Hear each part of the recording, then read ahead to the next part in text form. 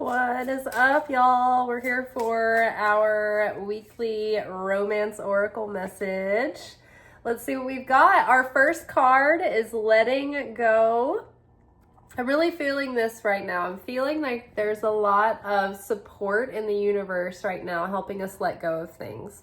And I was just spacing out because I was like, yeah, what is that? Is it like the astrology right now? Oh yeah, duh. Passover. We're getting closer and closer to Passover. And so what that is, symbolically, it is about leaving Egypt. Egypt represents struggle, hardship, darkness, not having an understanding that the Creator has a plan for you, right? So you're going through challenges and you're not understanding the connections and the purpose behind those challenges, right?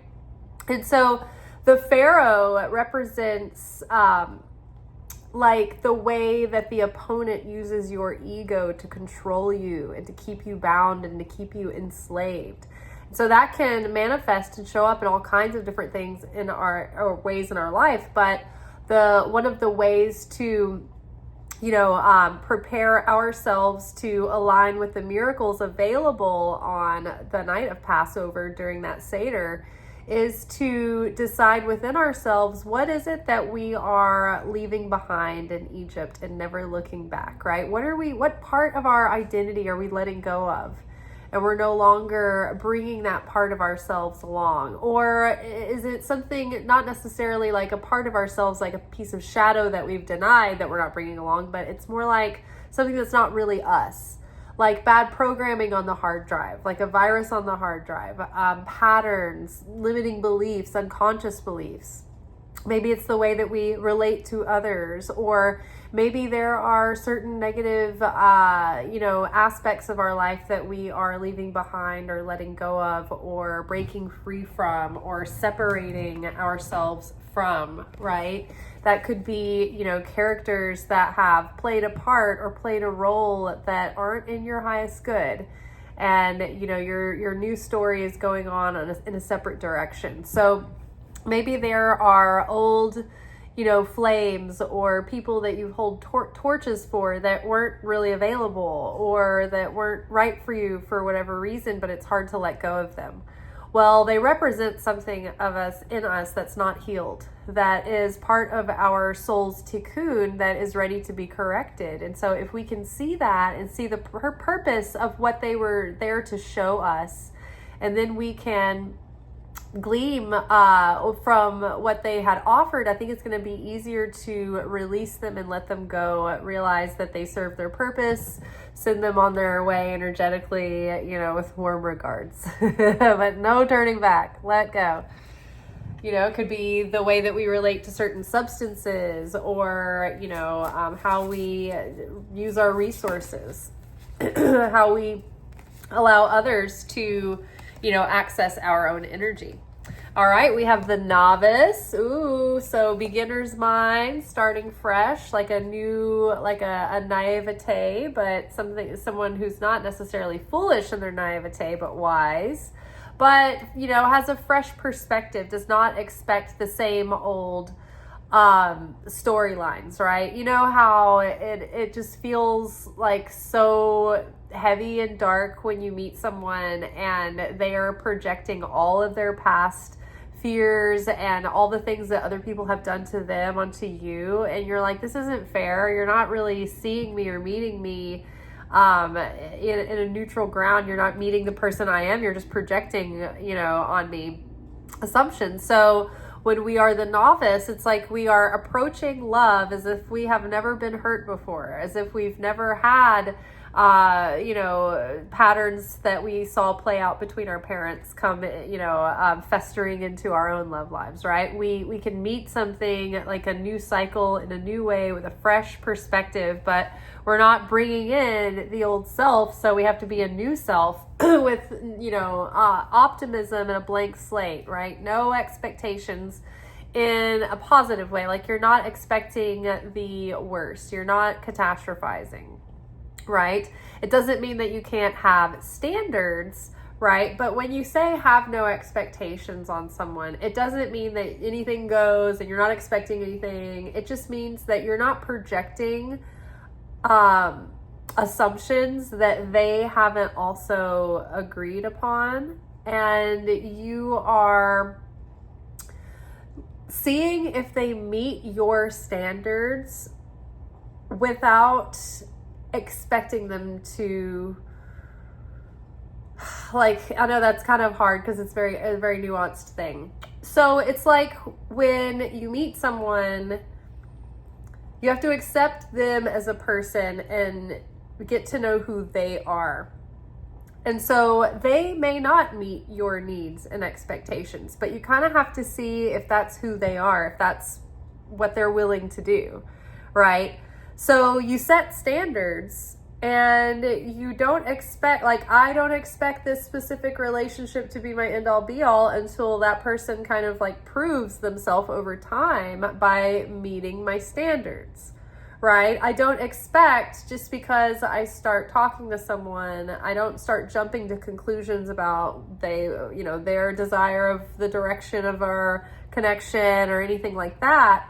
I find that out, I discover it authentically as we take it one step at a time. And what I do look to see is if, when I set standards, if they respect those standards, if they meet those standards. And when I set boundaries, do they respect and honor and observe those boundaries, right? So expectation is dating someone and really liking them and feeling like you're both like mutually hitting it off, and then assuming that you're exclusive. Or you're assuming that just because someone's like super into you that they want to get serious and like go into like a serious relationship. There's a lot of people that are willing to date someone that they really like with no intention of being exclusive or getting serious with them, because that's not the phase of their life that they're in, right? And if we aren't clear about that, and if we're not honest in our discernment of like listening to someone when they're talking and listening to what they're really saying, read between the lines, watch their behavior. When someone tells you who they are, you can believe them. It's just that and most of the time people do show us and tell us who they are. It's just that we decide to ignore that part. We maintain plausible deniability. So when you let go of expectations, you say, I don't know what's going to happen with this, because this person is not through the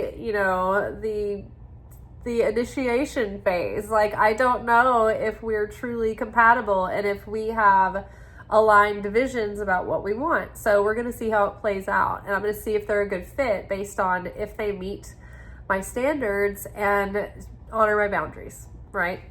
So what does the novice card say? Innocence, beginner, ignorance, a new skill without practice, unstable curiosity. So curiosity killed the cat, right? How many novices are enticed into a shadowy forest only to be lured in by flashes of light and whistles that lead someone down a rabbit hole into the Feylands and they never return, right? So be careful about like having that curiosity that is like making you want to go after something that's not good for you, right? Don't be tempted in by the shiny object. You are not, this isn't your first rodeo, so we don't want to go back into foolish behaviors. And like when you're meeting life in a new cycle and you're like, okay, I'm not going to bring my former fears and project those on other people. You also have to be realistic about other people and be discerning. So if they're showing you red flags, you're not projecting fears. You're listening to the information. You're taking into account the information you're getting. So I hope we're seeing how our carnal egoic mind loves to find little loopholes in those statements, and I always try to close those loopholes so we are very clear. Okay, movement. I love this, getting through stagnation. So I love this water. flowing through, and it is cleansing, and it moves things. And so it's like anything that you're holding on to that's like clogging up, it's creating density and muck, and it's kind of contaminating the river, right? Let it flow through, let it flow out of you, right? Like if you're holding on to old grudges, or you're still mad about something that happened, or, you know, if you're still like letting the echoes of someone's abusive words affect your self-perception, it's like it's time to let that move through and pass through. Yeah, and that, I mean, sorry, I was just like listening, but like Pisces season, that's what the Pisces season has been flushing that through. And so what we've been talking about is that according to the Hebrew lunar calendar, our most recent new moon was an Aries new moon, and it started the Aries season. However, in the Gregorian calendar, we just collectively celebrated that same new moon as the Pisces new moon. So in a way, it's like that Pisces energy of going deep, reflecting, letting yourself be cleansed, letting yourself be purged. That's all been work leading up to the Exodus and the parting of the Red Seas, right? So think about that. When the Israelites walked through that portal, it was like a passageway into another life, and they weren't going to be able to turn back after that. Right? It's cleansed the past away in such an absolute fashion, you know, that it requires radical acceptance. So I think it's time to move forward. It's time to let ourselves be cleansed of the old and welcome in the new with fresh energy and a youthful perspective, but also with the wisdom that we've gained through experience. Joy is really going to attract in all that we want. The Holy Spirit needs joy to be near us, right? We can't have the spirit of blessing and provision and love upon us if there's no joy radiating out of our aura. And so if we can start tapping into that joy, you know, it's funny, the last couple of days I've been really sick with hay fever, and I've been really tired and really woozy and really out of it, just like a snot factory. I had snot on camera yesterday. It's gross. And, but I was thinking today, I was like, gosh, you know, spring is so fleeting, and I don't want to miss it because I don't feel good, right? So that's kind of how everybody is. It's like the pollen is like, we're under attack. It's like, oh, I don't feel good, but isn't everything so beautiful? Everything's so wonderful. We got to get out in the elements, but it's like we're bringing that joy back to life within us, and I feel it too. I feel the joy stirring. But that's going to actually draw in, just make us more attractive to everyone and everything. I've noticed too over the last couple of days, like, I don't know, my milkshake seems to be bringing all the boys to the yard. It just seems like, you know, when you go out and you're like, you can tell that you're drawing attention. You're not like, you know, you're not being a monster, but you just realize that like people are paying attention. And like I feel like I've been coming out of my winter slump, and we've entered into Aries season, so my joy is much fuller than it was. So I'm feeling that for sure. All right, so letting go and trust. Oh my gosh, this is basically the same as the novice card. We've got the Fool here, starting on, you know, a fresh foot, new foot forward, new path, right? Open, right? She's open. She's not guarded. You know, she's optimistic. It looks like, you know, when you're out and you're like, oh my gosh, the sun feels so good, and you can smell the blooms and the evergreen and all the different trees and foliage like floating on the breeze. You're just taking it in, like, and you're uninhibited, and you're, you know, you're in reckless abandon. And I just feel that like embracing that energy, embracing the fact that we are on, like, we've just started a new beginning. We don't have our bearings yet, but that's good. There's so much to come. Like, we don't know what's in this story yet. We're still in the opening credits, right? We're still getting our feel for this new paradigm. And so new characters are going to be entering soon. You may have been meeting some new characters already in your life. But I think that's good. It's like any kind of movement is a good sign, because you're having new energy come into your life. New experiences with new people. All right, the novice card. What do we have here? Ooh, confidence in ourselves, self-confidence. We had the solar plexus card come out recently in another aspect. It was probably one of our weekly energy oracle forecasts. But again, this sense of feeling secure, having a secure attachment, having a strong connection to your inner guidance. And it's like the guidance gets stronger when you follow it. And then when you follow that guidance, you start having more confidence in it.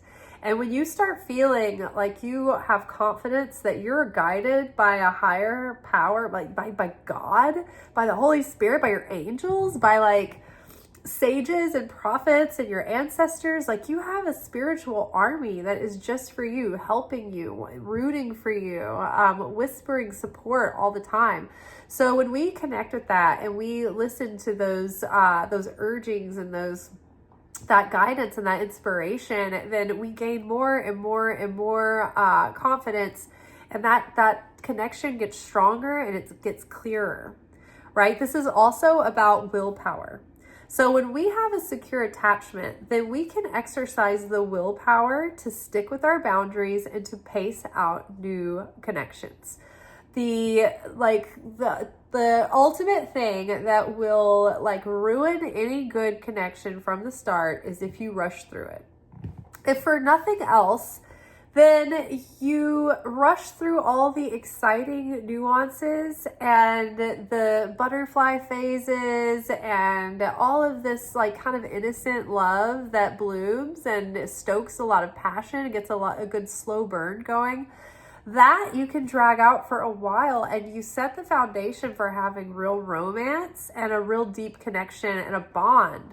Whereas, and it's fun, it's super fun. But if you kind of like jump in quick, get super physical really fast, get super like intimate and reveal all your secrets and spend all your time together immediately and never leave each other's side, then there's no like story arc. It's just sort of like you get all of the most exciting stuff out of the way and you binge it, and then it's like then you kind of like probably are going to also rush into a commitment, maybe even jump into a lease or something with someone, and then you haven't even given yourself time for that kind of honeymoon period to wear off and settle into who they really are. And so then one or more of you is like, wow, this all happened so fast, even though you were both like, you know, doing it like knowingly and willingly. It's like one person's like, oh, well, this got ahead of me. I didn't mean for this to happen. And then somebody panics and then kind of starts to have tension and problems, and like somebody might need to take space.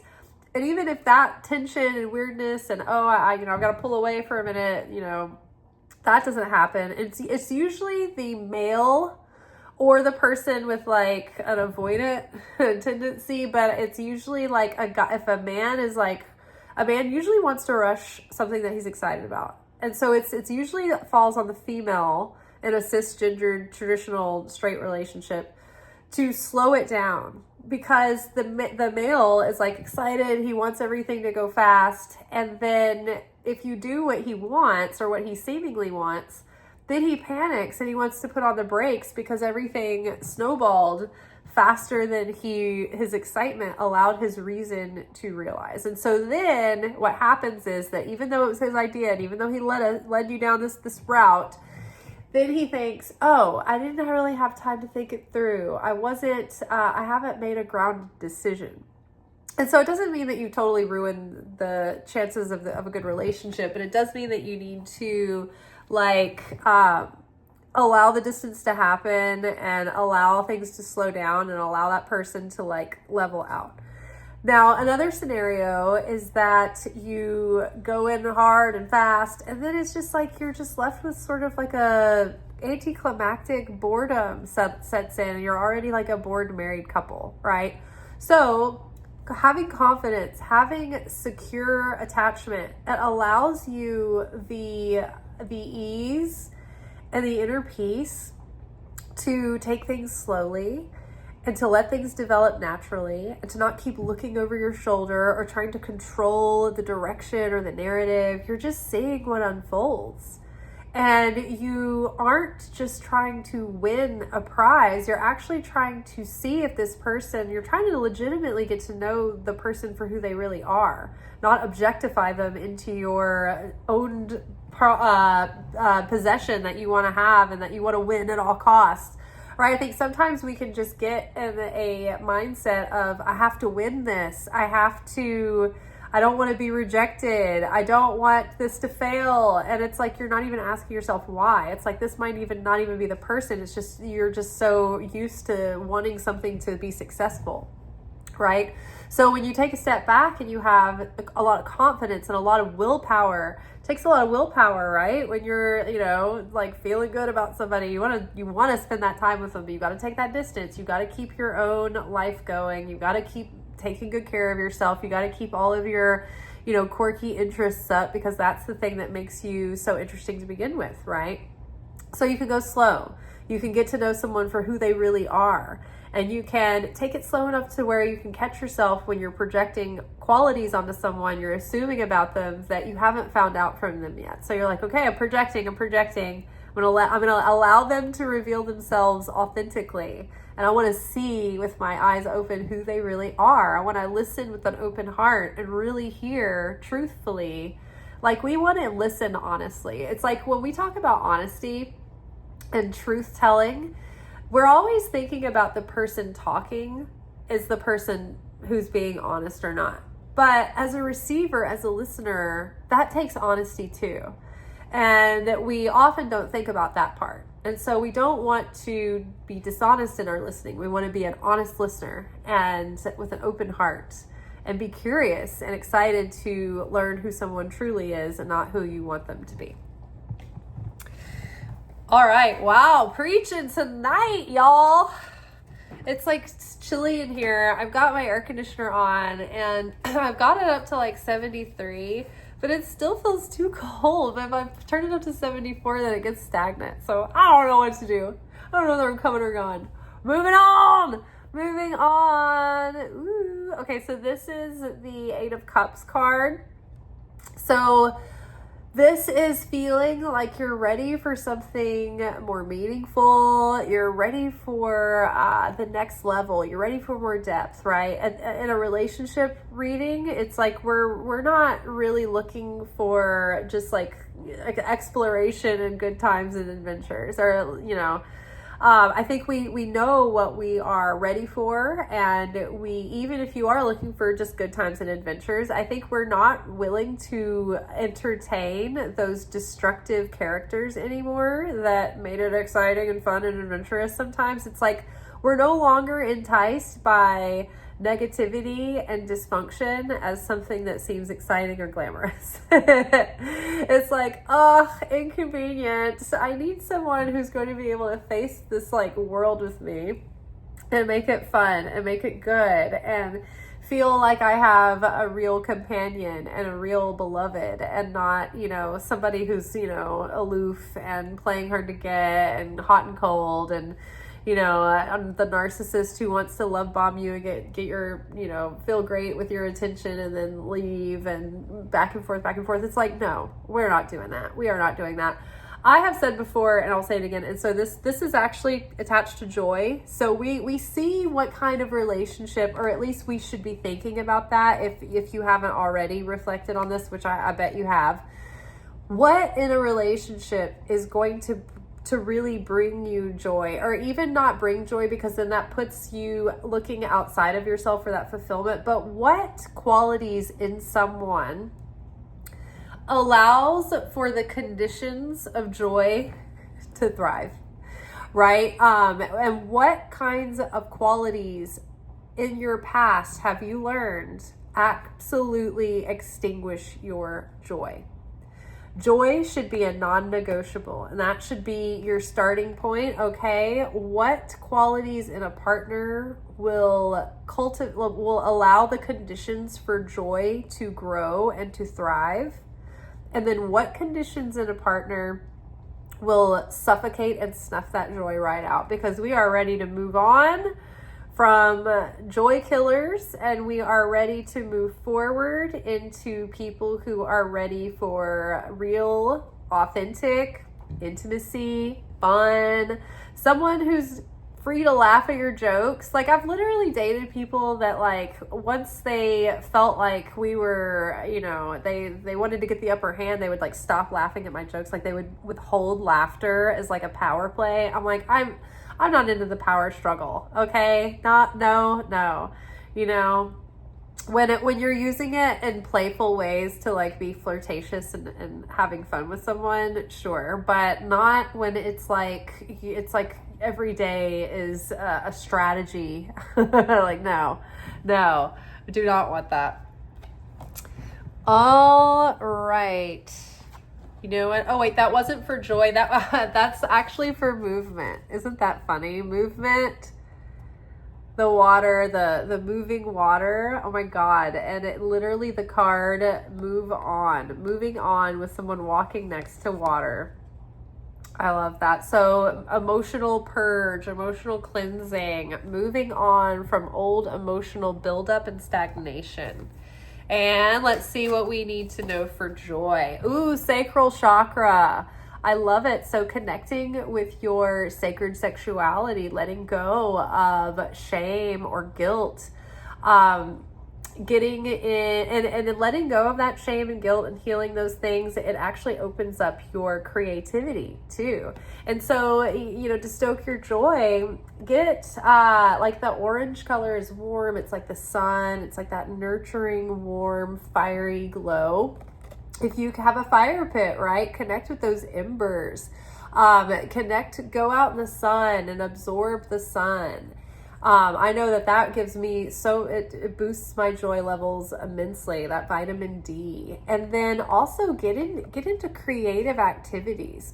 Whenever I'm doing creative things, and I know sometimes we just generalize creativity as like arts and crafts or writing or things that like are traditionally seen as creative, but it could be gardening, it could be cooking, it can be whatever it is that you are using your hands to make something or generate something or add to something, and you're using your mind and you're putting it to good use, and you're, you know, like so many things to me fall under the category of creative, right? Even if you're like a science, you know, nerd, and I say nerd in a positive way. Even if you're a science nerd, your discoveries and your tinkering with inventions or solving mathematic proofs, like that's your creativity. That's your creative genius. You know, even though Einstein was a mathematician and he would be arguably very left-brained, nobody can deny that Einstein was a prolifically creative person, to do what he did and to have the imagination that will allow him to conceive and conceptualize the way that he did to produce that kind of level of understanding. So get into whatever you nerd out on that makes you feel like alive and having fun. And it like adds a juiciness to you, and it adds a pep in your step. I know, like sometimes when I have had days off that are just like running around and doing errands, and even if I get adequate rest, I go back to work and I don't have the same sort of zippy zest as I do if I have like done, you know, some creative stuff. If I've gotten my hands on, you know, some tinkering with some jewelry, or like decorating the house, or doing things out in the garden.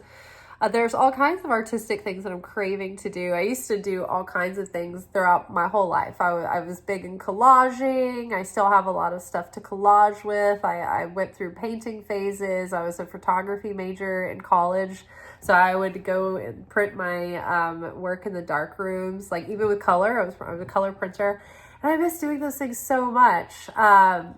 And like one thing that I'm really wanting to do right now is I've got these really cool signet rings that my mom gave me for Christmas. They're antiques.